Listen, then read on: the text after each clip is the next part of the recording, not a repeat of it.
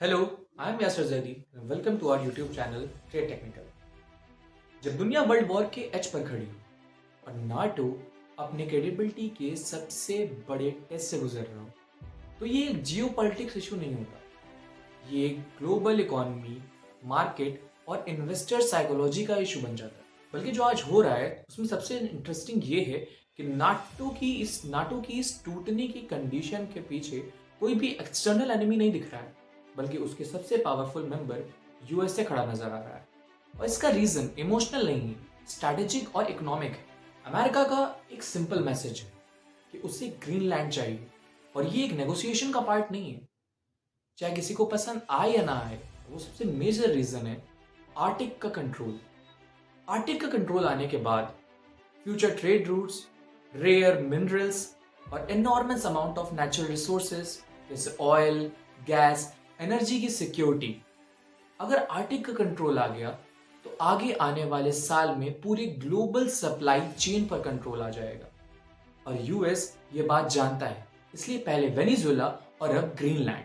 सब जानते हैं कि यूएस की ऑयल एंड एनर्जी लॉबी ने ट्रम्प के इलेक्शन में काफी पैसा खर्च किया, इसलिए ये पॉलिटिक्स आइडियोलॉजी से नहीं आरओआई से चल रही है। बिल्कुल वैसे ही जैसे स्टॉक मार्केट परफॉर्म करता है। क्योंकि ग्रीनलैंड डेनमार्क का पार्ट है, इसीलिए डेनमार्क ने ओपनली वॉर्न कर दिया है कि अगर आपने ग्रीनलैंड में इन्वेट किया तो हम फायर पहले करेंगे और सवाल बाद में पूछेंगे। फ्रांस, जर्मनी, इटली सब डेनमार्क के साथ खड़े हो गए हैं। और यहाँ एक डेंजरस स्टेटमेंट सामने आता है कि जब इटली की प्राइम मिनिस्टर जॉर्जिया मेलोनी कहती हैं कि अब यूरोप को रशिया से बात करनी चाहिए, और अगर अमेरिका ग्रीनलैंड पर अटैक करता है तो नाटो का सबसे पावरफुल क्लॉज आर्टिकल 5 जो कहता है कि अगर एक मेंबर पर अटैक हुआ, यानी कि सारे मेंबर्स पर अटैक हुआ, वो एक झटके में कोलैप्स कर जाएगा।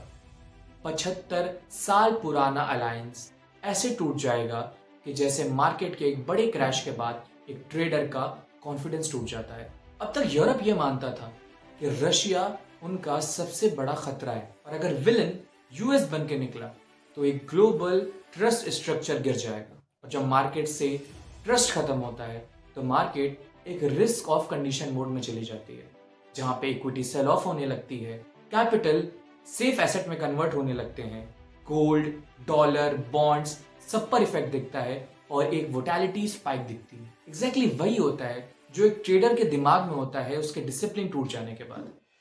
इस पॉइंट पर दुनिया वापस वहीं आकर खड़ी हो जाएगी जहां पर वर्ल्ड वॉर 2 के टाइम पर खत्म होगी। बस इस बार वेपन्स और स्टेक्स कुछ ज्यादा होंगे। रशिया फुल अग्रेशन मोड में होगा, यूएस भी अपने बीस मोड में होगा, और इंडिया और चाइना जैसे कंट्रीज भी इस गेम का हिस्सा बनती नजर आएंगी। पूरा ग्लोबल सिस्टम ऐसा हो जाएगा कि जैसे मार्केट में हर दिन लिमिट सर्किट लग रही है, और कब कौन किस पर अटैक कर दे इसकी कोई सर्टेनिटी नहीं है।